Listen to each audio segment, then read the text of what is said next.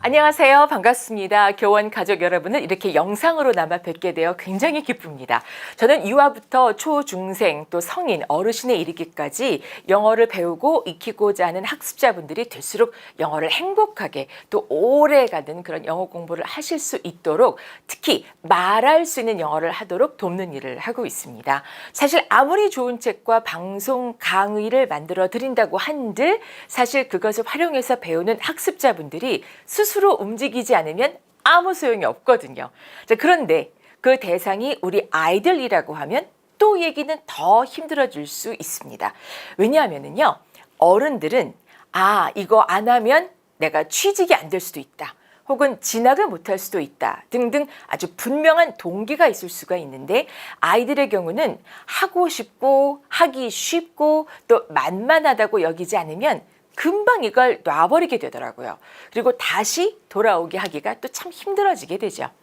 자, 교원 가족 여러분들께서는 워낙 오랜 역사 속에 또 탄탄한 교재와 노하우 많으신 노련한 선생님들의 노력 덕분으로 좋은 결과를 누리고 계신 줄 알고 있습니다. 특히 도요새 같은 경우는 제가 여러 차례 선생님들로부터 자랑을 참 많이 듣고 있거든요. 듣고 말하기가 비교적 균형 잡힌 발전을 하도록 시스템이 잘 갖춰져 있다고 말이죠. 자, 저는 오늘 총 4가지로 이렇게 한번 말씀드릴 것을 준비해 봤습니다. 첫 번째는요, 아이는 과연 어떻게 영어를 배워갈까? 즉, 영어 교육의 과정을 우리가 잘 알아야 하겠고요. 두 번째는 아이는 영어에 과연 무엇을 배워야 할까? 예를 들어서 뭐 단어만 잘 알면 될까? 문법도 좀 알아야 하지 않을까? 발음, 이거 어떡하지? 뭐 이런 것들에 대한 얘기를 드리게 될 겁니다.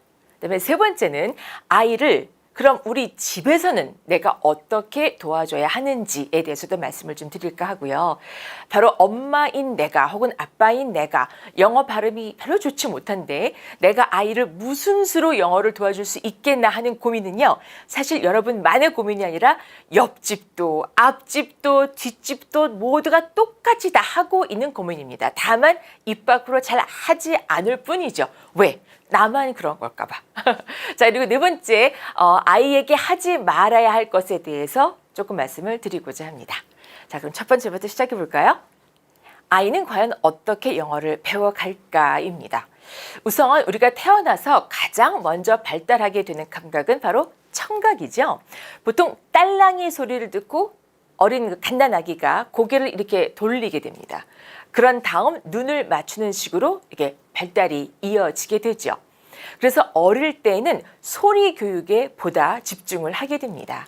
아이에게 노래를 많이 들려주고 구연 동화 같은 거, 이제 영어로 된 거, 이런 걸 들려주게 되는데, 자, 이때는 비교적 비슷한 내용이거나 아니면 아예 같은 내용의 것을 반복적으로 들려주는 것이 좋습니다. 다시 말해서 오늘 A 들려주고 내일 B 들려주고 모레는 C 들려주고 매일같이 일일이 그때그때 다른 것을 들려준다기보다는 같은 것을 몇 가지를 가지고 반복적으로 들려주는 것이 좋다는 거죠.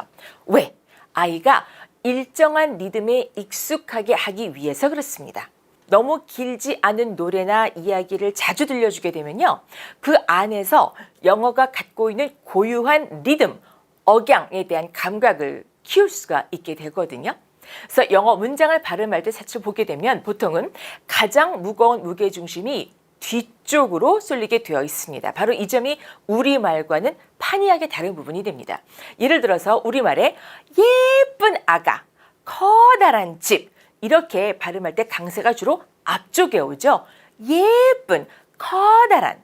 그런데 영어로 이와 같은 단어를 한번 모아봤을 때, 즉 pretty baby 혹은 a big house 라고 말할 때는 pretty보다는 baby를 더 크게 말하고요, big보다는 house를 더 크게 말해서 그 강세 위치가 뒤로 가게 됩니다. 다시 말해서 꾸밈을 받는, 수식을 받는 단어가 더 힘을 받게 되는 거죠.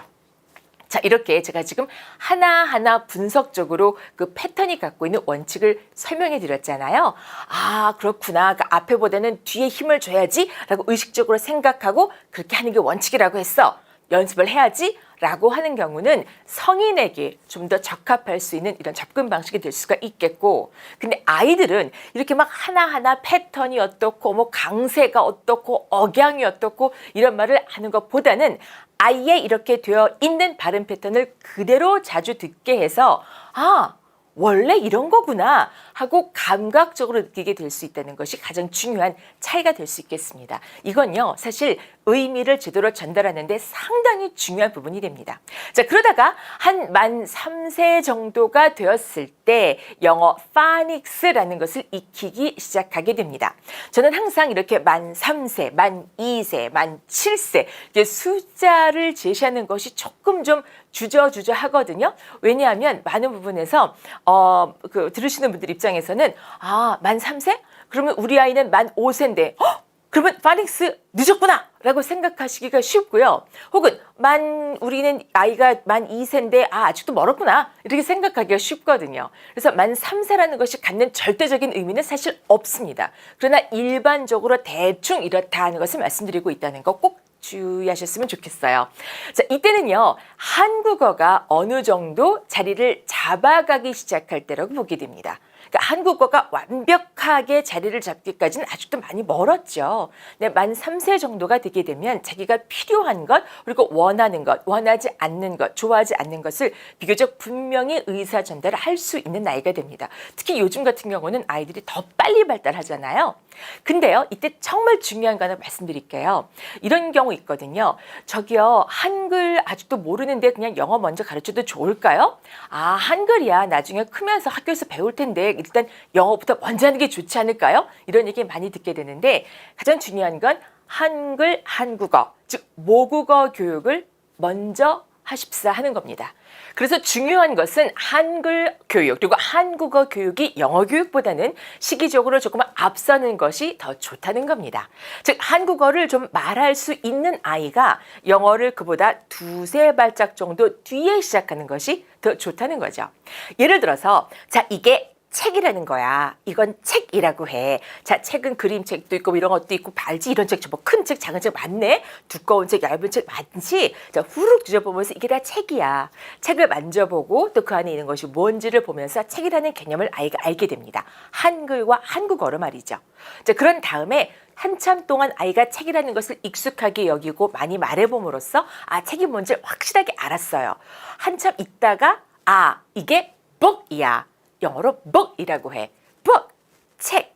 이렇게 책을 이미 알고 있는 아이가 그 다음에 이걸 book이라고 하는구나 라고 안다고 해도 하나도 늦은 게 아니라는 거죠. 자, 이 부분에서 많은 어머님들께서 어머, 책과 book을 동시에 알게 하는 게 좋지 않을까요? 라고 생각하시는 분들이 많이 계신데 그게 되는 아이가 있고 그렇지 않은 아이가 있습니다. 모든 아이가 똑같은 게 아니라는 걸 잘 알고 계시죠? 그래서 많은 아이들이 이걸 오히려 더 헷갈려하는 경우가 있다는 거예요. 그래서 연령이라는 것도 중요한 거고 아이가 한국어, 즉 모국어를 어느 정도 익숙하게 여기고 잘 아는지가 중요하다는 거죠. 그래야 나중에 영어를 익혔을 때 더 확실하게 효율적으로 쉽게 수월하게 재밌게 익힐 수가 있게 됩니다. 자, 그 다음 단계 뭐가 될까요? 바로 파닉스 교육으로 넘어가게 됩니다. 파닉스는 잘 아시는 것처럼 영어 글자들이 갖는 음가를 익히게 됩니다. 예를 들어서 AT로 끝나는 단어들을 모아볼까요? 그러면 일단 야구방망이라는 뜻 혹은 박쥐라는 뜻도 가지고 있는 bat가 있겠죠. 그다음에 C를 그 앞에 붙이게 되면 그다음에 AT를 붙여서 고양이 cat가 되고요. 그리고 앉았다 라는 뜻의 단어 sat가 있고요. 그 다음에 rat, 좀 큰 쥐를 가리켜서 rat라고 하게 되고 또 깔개를 가리켜서 mat라고 하잖아요.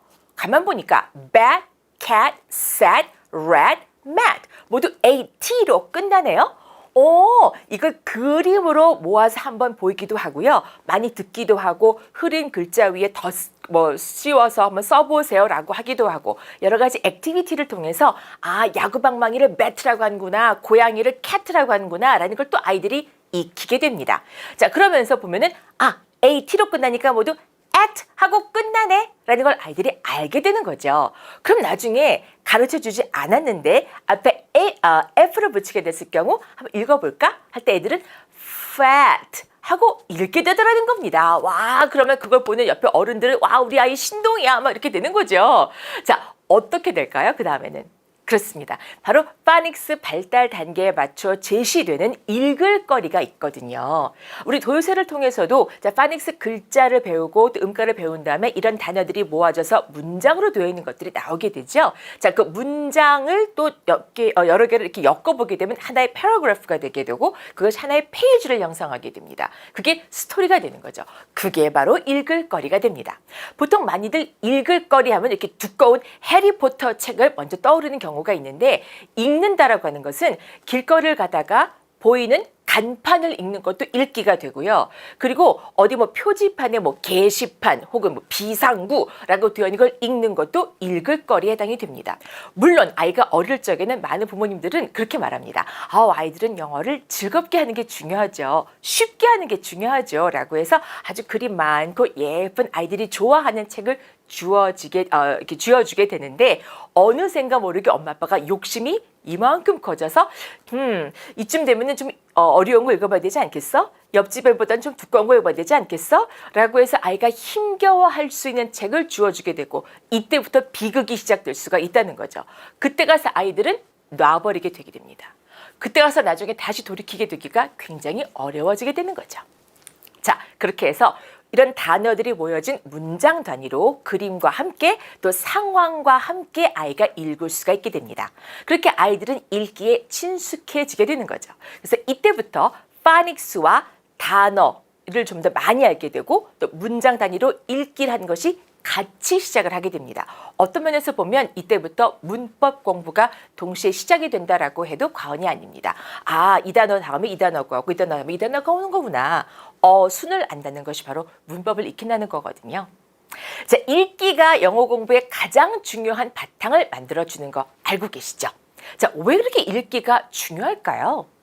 읽기를 통해서 아이들은 단어를 더 많이 알게 되고요. 또 문장 구조를 더 많이 익힐 수가 있게 됩니다. 단, 그렇게 할 수 있으려면 단어가 일단 쉬워야 되고요. 문장 구조도 좀 간단해야 될 텐데 더 중요한 것은 내용이 이해하기 쉬워야 한다는 것이 됩니다.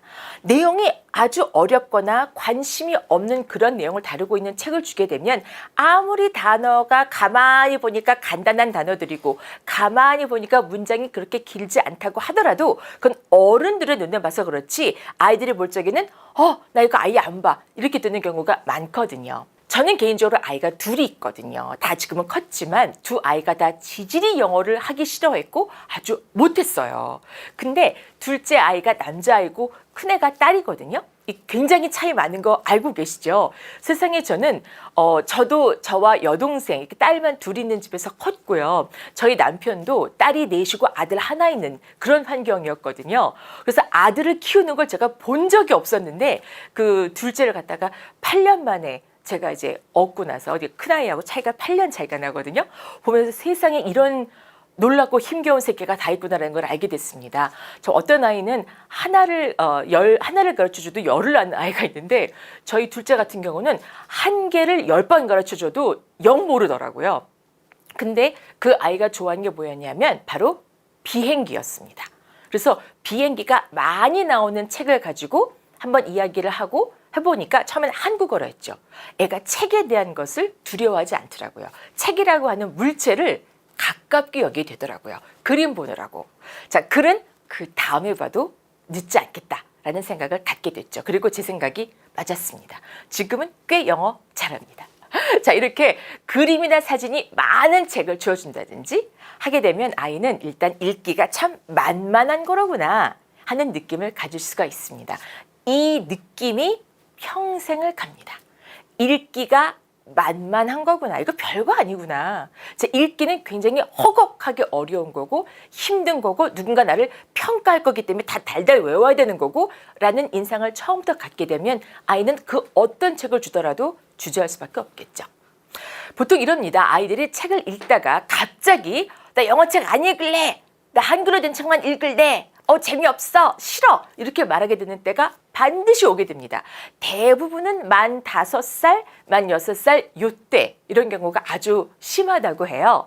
자, 그래서 엄마 아빠께서 갑자기 화들짝 놀랍니다. 우리 아이 잘하다가 갑자기 왜 이래요? 라는 고민을 많이 접하는데 그때 많은 경우 원인이 바로 뭐냐면 갑자기 너무 어렵거나 그러니까 아이의 눈높이에 맞춰서 또 긴 내용이거나 그리고 재미가 없는 내용의 책을 주고 좀 읽으라고 강요하는 듯한 인상을 주었을 때 아이들은 영락없이 나 안 해! 라는 말을 하더라는 겁니다. 내가 마음속으로 어머 얘는 자꾸 이렇게 쉬운 책만 잡으려고 하지? 왜 이렇게 약간 조금만 단어가 많아도 안 읽으려고 하지? 속상해. 라고 하는 것이 표정에 나도 모르게 드러났더라는 거죠. 그걸 아이는 정말 놀랍게도 캐치를 하더라는 거예요. 자, 여기서 중요한 거. 그렇다면 우리가 배우가 아니고 또 옆집 아이가 아닌 내 아이인데 어떻게 우리가 사람인데 그 감정을 숨길 수가 있겠습니까?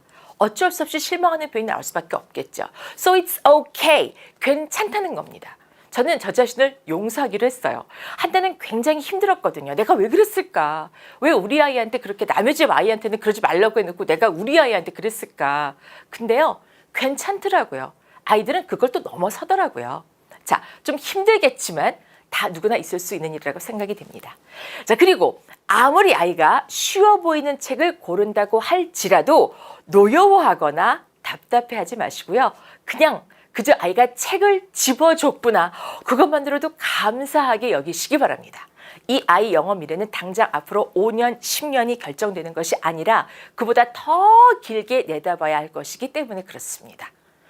자, 그러면서 그렇게 읽은 책에 대해서 한국어로 이야기를 나누게 되죠. 자, 표지만 보고도 어머 여기 지금 늑대가 말이야. 이게 무슨 동물일까? 이게 늑대일까? 여울까? 이게 호랑이일까? 사자일까? 아, 이게 늑대네. 이 빨간 두건, 이 빨간색일까? 분홍색일까? 파란색일까? 얘는 지금 그 과일 바구니를 들고 어딜 가는 걸까? 궁금하지? 엄마 같으면 여기 너무 무서울 것 같아, 숲속에서. 이렇게 혼자 어디 막 왔다 갔다 거리면 안 되는 거지? 자, 내용하고는 별 관련이 없는 이야기를 그냥 그림만 보고도 얘기를 나누게 되고 그러면서 이제 한 장 한 장 펼치면서 그 안에서 나오는 글자를 뭐 A를 찾아볼까? C 찾아볼까? 이런 식으로 내용과는 상관없이 하다가 이제 내용으로 서서히 들어가도 된다는 거를 말씀드리고 있습니다. 자, 그래서 영어를 한국어로 이야기를 나누게 되고요. 또 그런 한편 아이가 이제 영어로 문장을 만들고 하는 과정을 이제 병행을 하고 있을 겁니다. 예를 들어서 아침에 일어나면 Good morning, 그다음에 배고파요, I'm hungry 이런 식의 표현을 통문장 표현이라고 하게 되는데 어떤 식으로든 문장으로 말하는 것을 서서히 익히게 되면서 아, 문장은 이렇게 만드는 거구나라는 방법을 알아가게 되는 거죠. 그렇게 되면 책에 대해서 나중에 영어로도 얘기를 할 수 있는 단계로 나가게 됩니다. 자, 이때 아주 조금씩 서서히 이끌어주는 전문가 선생님이 필요하게 되는 겁니다.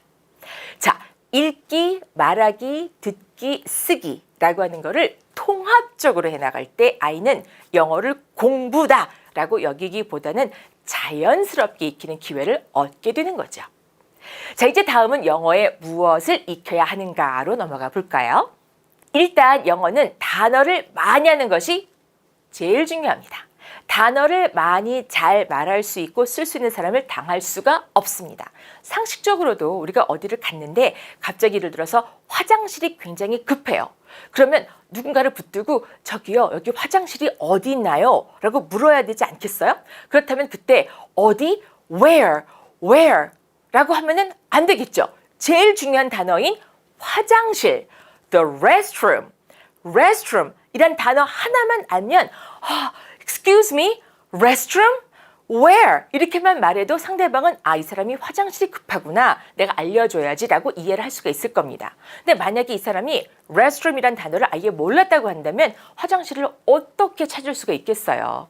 자, 아주 간단한 예를 말씀드렸지만 단어는 굉장히 중요합니다. 자, 단어는요, 역시 암기를 해야 합니다. 그리고 시험을 보는 것이 맞습니다. 영어를 모국어로 쓰는 사람들도 단어 시험 봅니다. 영어를 많이 들어서 저절로 익혀주는 경우는 영어를 모국어 내지는 제2공용어로 쓰는 나라에서조차도 사실은 잘하지 않습니다. 시험을 봐야 됩니다. 단 시험을 너무 어릴 때 많이 봐서 이게 문제가 되는 거지 봐야 될 나이, 볼 수 있을 나이에 적절히 본다라고 하는 건 이건 굉장히 좋은 약이 되는 거지 독이 되는 것이 아니거든요. 예를 들어서 초등학교 한 2학년 정도가 되어서 서서히 단어 시험이라는 것을 보시는 것이 낫다고 보고 있습니다. 그보다 어릴 때 단어를 두고 또박또박 받아 쓰는 시험을 본다라고 하면 아이들이, 특히 남자아이들이 아주 힘들어합니다. 점수가 잘 안 나오거든요. 왜? 쓰기가 어렵기 때문에. 남자아이들은 이 연필을 잡고 이렇게 악력을 쥐고 이렇게 가지고 또박또박 쓴다는 것이 대단히 어렵게 여기게 됩니다.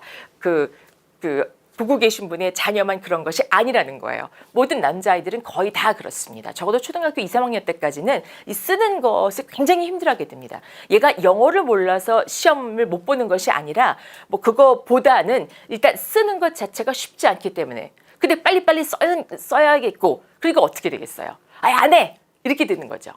그럼 어떻게 하면 좋겠어요? 얘가 쓸 수 있는 만큼만 일단 쥐어주면 좋겠죠. 그게 바로 아이 눈높이에서 우리가 그 아이의 어떤 적절한 영어 공부의 어떤 수준을 정해준다라고 하는 것이 거기서 중요한 관건이 될 수가 있습니다. 자, 그렇다면 남자아이들은 아예 그럼 단어를 익히게 하면 안 될까요? 아니죠. 앱이 있잖아요. 앱이라든지 혹은 뭐 게임도 있을 수가 있죠. 통해서 재밌게 단어를 익히게 하는 것은 큰 도움이 됩니다. 만화책도 요즘 많이 나와 있습니다. 그리고 이렇게 알게 된 단어들로 문장을 만드는 법을 익히는데 짧은 문장부터 조금 여러 개의 단어로 된 문장이 이르기까지 조금씩 자신에게 와닿는 내용으로 읽고 써보고 말하는 연습을 단계적으로 하는 것이 도움이 됩니다. 제가 지금 단계라고 할 때 이렇게 하죠. 단계 이렇게 말하지는 않죠. 자, 왜냐하면 정책이라는 것이 있고 한참 똑같은 실수를 계속하다가 조금 더 또 교정을 해주면 다시 조금 더 올라가서 또 거기서 또 정착이 되고 이게 아주 완만한 경사로 계단식으로 보통 올라가게 된다고 보고 있습니다. 즉 처음에는 Hi, Good morning, Excuse me와 같은 통문장 표현, 즉 문법이나 단어를 일일이 그때그때 생각해서 문장을 만드는 것이 아니라 그냥 아침에 일어나면 Good morning 이라고 하는 거고, 자, 기침을 하거나 재채기를 할 때 Excuse me 라고 한다는 것을 일단 통째로 익혀서 아는 거, 이걸 통문장 영어라고 하게 되거든요.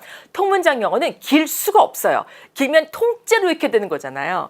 근데 흔히들 통문장이라고 해서 긴 문장을 막 외우라고 하는 경우가 있는데 그건 통문장이 아닙니다.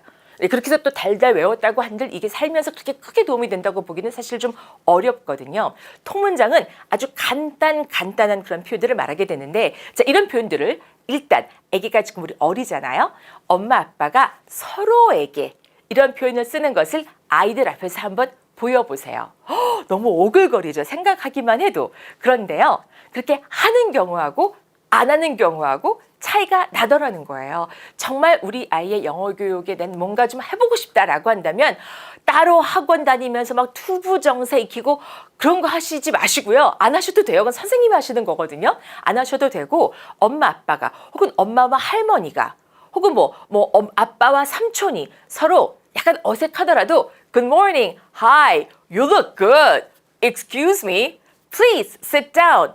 Would you like some water? 이런 식으로 아무것도 아닌 것 같지만 아주 어색하지만 그래서 깔깔 웃기도 하고 야, 너 잘하는구나. 정말 잘하시는데요? 이렇게 칭찬하고 하는 그런 이렇게 주고받는 모습을 보여주시는 것이 저는 굉장히 추천드릴 만한 그런 거라고 생각이 됩니다. 자, 그러고 나서 아이들에게도 너희도 한번 해볼래? 하고 시켜보는 거죠. 무조건 처음부터 야, 네가 한번 해봐. 배웠지 너? 한번 해봐. 라고 하고 엄마 아빠는 뒷짐지고 이렇게 시키기만 하고 바라만 보는 사람이 아닌, 그게 아니라 엄마 아빠도 해볼게. 영어는 이렇게 어른들도 하는 거야. 너희들도 해보면 재밌어. 라고 하시면 어떨까 싶습니다. 자, 다음은 아이를 어떻게 도와줄까 하는 부분이에요. 많은 엄마 아빠의 고민은요, 아이가 갑자기 영어책을 들고 읽어주세요. 라고 올 때부터가 아닌가 싶습니다. 이때부터 정말 많은 가정이 비극이 시작이 된다고 하죠. 자, 내 발음이 나쁜데 사실 나는 이 영어를 잘 모르겠는데 아이들이 막 읽어달라고 해요. 자, 해석을 해줘야 할까요? 말아야 할까요? 저 페이지당 해석을 해야 될까요? 아니면 한 줄 한 줄 해야 될까요? 정말 고민이 끝도 없습니다. 자, 이때는요, 그냥 아이가 책을 가지고 오면 그래, 저기 CD 있지? 오디오를 가지고 오너라 라고 하셔서 같이 아이와 앉아서 들어주시면 됩니다. 꼭 직접 읽어주시지 않더라도 말이죠. 다만 들으시면서 거기 나오는 단어들 혹은 표현들을 가끔씩 따라 말하는 모습을 보여주시는 게 그게 최고입니다. 자, 예를 들어서 발음이 정말 절대 이렇게 틀릴 리가 없는 단어들이 있죠. 예를 들어서 뭐 어떤 게 있을까요? house. 이거 어떻게 house를 틀리게 발음하기가 참 어려울 거예요. 그죠? 자, house가 나오면 들으면서 아, house. 집이구나, 집. house. 이렇게 아이가 듣던 말던 엄마 아빠가 스스로 영어 공부하는 것처럼 들으면서 그대로 따라 말하는 거. 거기 오디오에서는 good morning, how are you? 라고 하는데 듣고 따라하는 엄마 아빠가 good morning, how are you? 라고 하시면 listen and repeat가 아닙니다. 듣는 그대로 따라 말씀하시는 그런 모습을 보이시는 것이 좋겠죠.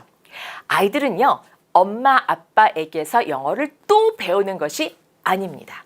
엄마 아빠는 우리 아이의 가장 좋은 영어 선생님이 아닙니다.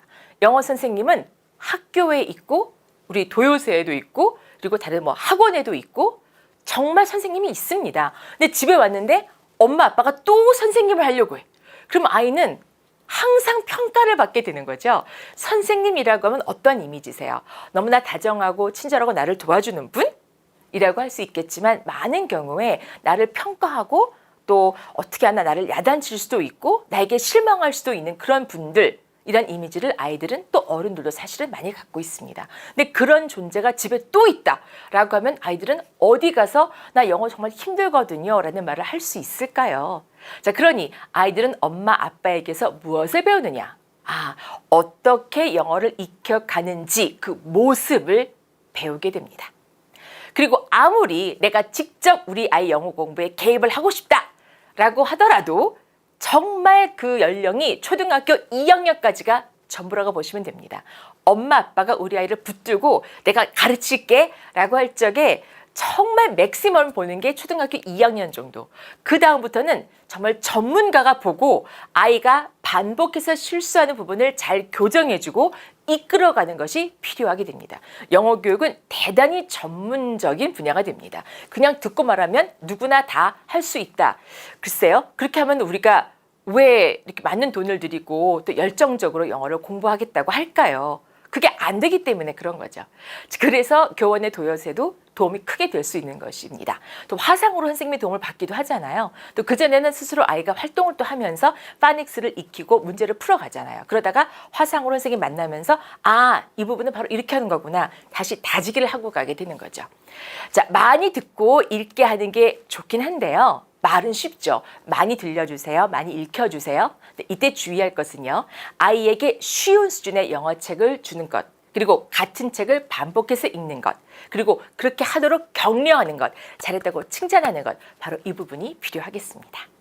자, 이제 마지막으로 우리 아이들에게 하지 말아야 할 것들을 좀 정리해 보도록 할까요? 앞서 말씀드린 것과 아마 많이 겹칠 것 같습니다. 첫 번째는요. 다른 아이와의 비교예요. 나도 모르게 아무개는 더 하던데.